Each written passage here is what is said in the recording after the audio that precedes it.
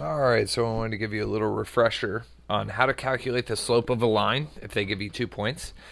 And what we're going to do is we're going to use the same graph over here, and we're going to look at some different examples. So the first example I want to look at is find the slope between the point 2 comma 3, which I have graphed for you here. That's the red dot. It corresponds with the red writing.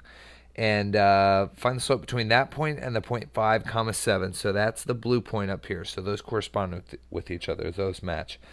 And hopefully you remember that slope is just a calculation of how much you're going up versus how much you're going over. And so what we'll do is we're going to calculate how much we go up vertically. So to get from the red to the blue, we're going to cover a vertical distance here. Okay? So it's that green distance there. And then to get from the red to blue, we also have to cover a horizontal distance. And so I'll give that a different color. Maybe let's not do red. I'll do purple for that. So basically, a lot of people say that slope is rise over run. That's a great way to think about it. All we're calculating is how much we're going up divided by how much we're going over. Okay, so it's that simple. So the rise here, how do we calculate how much we've risen? Well, really, you're more than welcome to count it. Like if you just come over here and count 1, 2, 3, 4, that's great. Some people really like to use the formula that is provided. So a lot of times you'll see this formula, y2 minus y1 over x2 minus x1, and it's great. Formulas are great, but what's really great is if you understand why this formula works. Okay, what it wants you to do here is to take the y value of this point and subtract the y value of this point right here. If you do that, if you take this number and you subtract this number, it actually gives you the distance between them. That's what subtraction is it's calculating distance. Okay, so if you take the y value of the second point, let's think about this for a sec. This is the second point, it's the blue point here. What's the y value on this point? Well, this is the x value, this is the y value. So what we're going to do is we're going to take the blue 7. Give me a sec here, I got to get my colors right.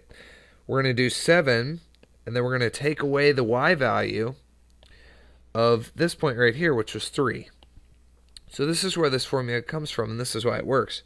We do 7 minus 3, the y value, minus the y value, and that gives us a y differential, or a difference of 4 here.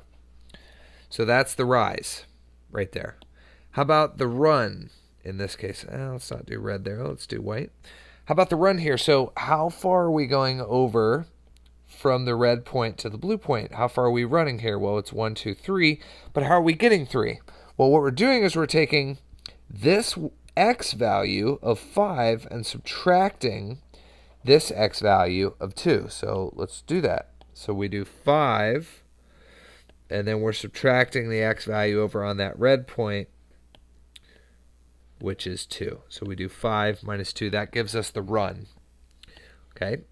So we can just look at it, and clearly it looks to me like if you do rise or run, it's 4 over 3. But if you look at the formula, you get the exact same thing. So 7 minus 3 on the top is 4, and then on the bottom is 3. So the slope here, if you actually drew this line between the red point and the blue point, that orange line there, that has a slope of 4/3. So now I want to do a different exercise. I want you to find the slope between the orange point and the red point. And I'm going to recommend that you pause the video for a second and see if you can do it on your own before I show you how to do it. Okay, so what we're going to do is we're going to look at how much we're going. I'm going to go from the orange point to the red point. So I'm going to say we're technically going down and to the right. So this slope should technically be negative here because our rise here is -1, and then our run here looks like is about 4. So by all means, if you have a picture or if you have graph paper and you plot the points, finding the slope is as easy as just counting. Like, okay, 1, and then 1, 2, 3, 4. So negative 1 over 4. That's the slope. If you prefer to use that formula, that's fine. We're going to take the y value of this coordinate and subtract the y value of this coordinate. Okay? This is going to seem a little backwards, but if you're a formula person, I'm going to stick with the formula, and that says take the y2 minus the y1. So right now we've got, this is y2, this is y1, this is x2, and this is x1 right here. Okay? All right, so y2 minus y1 in our case is going to be 3 minus 4. And then if we write that over x2 minus x1, this will give us the run value. This will be 2 minus, and then we got to be really careful here, negative 2 is the x value here. Okay, all right, so what do we get when we do this? We get 3 over 4, or sorry, 3 minus 4 is negative 1. And then 2 minus negative 2 is actually 2 plus 2. So if you do 2 minus negative 2, it's actually 2 plus 2 because the negatives become a positive like that. So the slope here is negative 1/4. You can also write it as negative 1 over 4 like this, either way. Either one works. Okay, so the slope of the line that connects the orange point and the red point there, that slope is negative 1/4, which is what we said a minute ago, right? Because you go down 1, and then you go over 1, 2, 3, 4. All right, let's look at another example. What if we find the slope between 2, comma 3, that's the red point, and 2, comma 7, that's the green point there. So what's weird about this one is that we rise 4, but we don't run at all. There's no sideways here. So if we're calculating rise over run, we're essentially going to get 4 over 0. And we're going to talk about that in just a sec. Okay, so if you want to do the y2 minus y1 over x2 minus x1, that's great. That'll give us 7, that's y2, minus y1 is 3. And then that's divided by 2 minus 2. And so what we get here is 4 over 0. This is undefined. You can never divide by 0. Okay, so the slope here, and we use m for slope usually, the slope is undefined. And the only reason that it's undefined and not 0 is people get these confused. This is undefined. You can't divide by 0. I want you to think about what division is. Division is where you take a group of something and you break it up into groups. So like 8 divided by 2 is literally asking the question, if you had 8 people and you put them in groups of 2, in other words, if you put them in pairs, how many pairs would you have? How many groups would you have? 8 divided by 2 is 4, right? And let's think about this for a sec. 8 divided by 2 is 4. What is 8? If you put 8 people and you put them in groups of 0, how many groups would you have?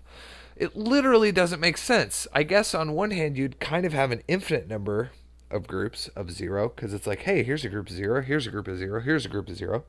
But mathematically, we, instead of saying, oh, sure, there's an infinite number of groups, that would be weird.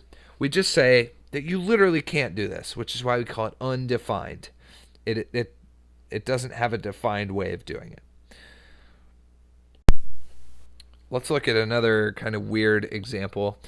And what we're going to do is we're going to find the slope between the green point and the blue point. So the green point and the blue point. So, and if you just look at this visually, we're going to rise nothing. So it'll be 0, and then we're going to run 3. Let's just verify that mathematically real quick.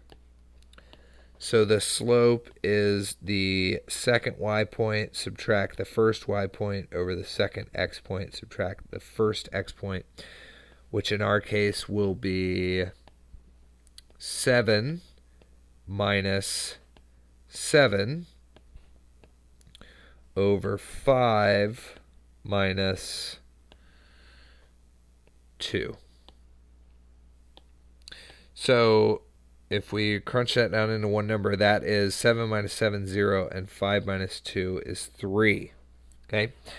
Now, this question makes a little more sense. If you have a group of 0 people and you break it up into groups of 3, how many groups will you be able to create? You won't be able to create any groups, which is why this number numerically is 0. Like if you throw 0 divided by 3 in your calculator, you will get 0. You won't get an undefined number. Okay, so the slope here is 0. The slope between the green point and the blue point there, that line, is 0. So what we've done here to conclude this video is just make a little key for you so you can refer back to it in your notes. And I want to look at each example that we talked about. Okay, so if, in this case, if the line moves up from left to right, then we say that the slope is positive. You're going to get a positive number there. In our second case, if the line moves down from left to right, and by left to right, I just mean as you pick a point on the line, and as you move to the right, which way are you going? You're going down. So if the line moves down, then we're going to say that the slope is negative. If the line doesn't move up or down from left to right, the slope is 0. This is where the slope is 0. If the line only moves up and down but never left or right, then the slope is undefined. Do not get 3 and 4 confused here. These are very different. 0 is very different from undefined.